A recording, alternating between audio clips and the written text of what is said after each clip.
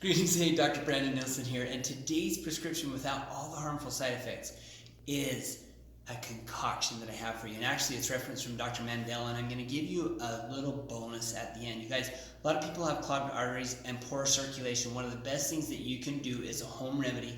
You take it every day in 8 ounces of water. Okay, you ready for this? Then I'll give you the bonus. All right, 8 ounces of water, you're going to do 1 tablespoon of apple cider vinegar. All right, just a good apple cider vinegar.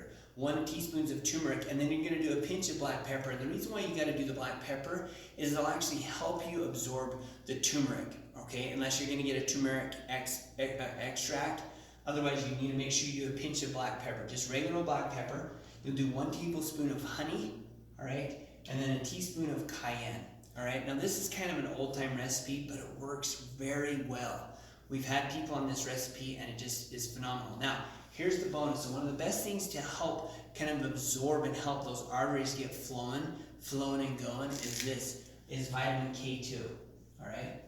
The vitamin K2 will actually help reabsorb some of that calcium, and I'm gonna give you one other bonus, is make sure you take care of your teeth. That will get your arteries flowing.